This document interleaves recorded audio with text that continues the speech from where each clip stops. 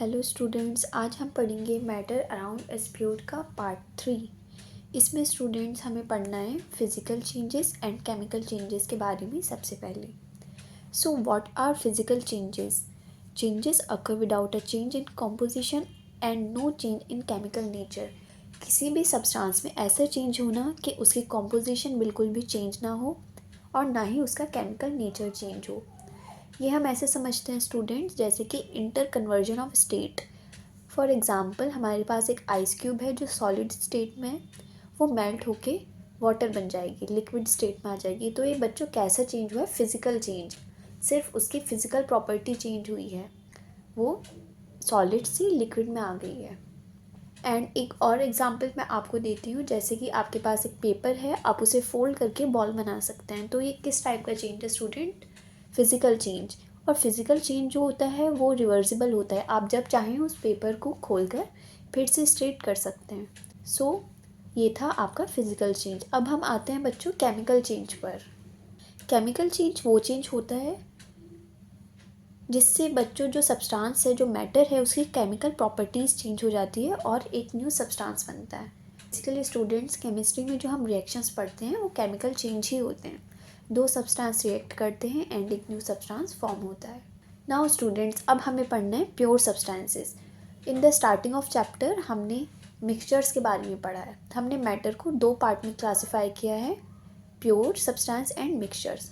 जो हमने मिक्सचर्स तो बच्चों पढ़ लिए हैं, अब हम पढ़ते हैं प्योर सब्सटेंस। इसमें आते हैं students elements and compounds.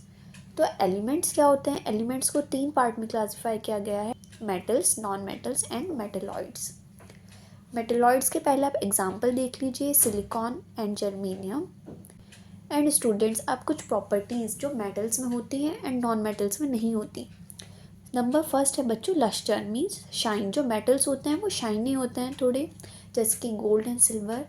Second है conductor of heat and electricity. जो मेटल्स होते हैं स्टूडेंट्स, वो इलेक्ट्रिसिटी और हीट को कंडक्ट करते हैं, मीन्स उनके अंदर से हीट एंड इलेक्ट्रिसिटी ट्रांसफ़र हो सकती है।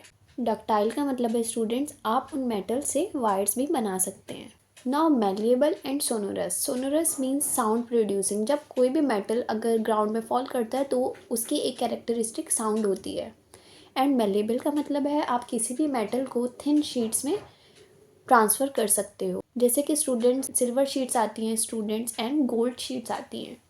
तो जो मेटल्स हैं वही उनकी एबिलिटी होती है कि वो थिन शीट में बन सकती हैं, अदरवाइज नॉन मेटल्स ये प्रॉपर्टी शो नहीं करते।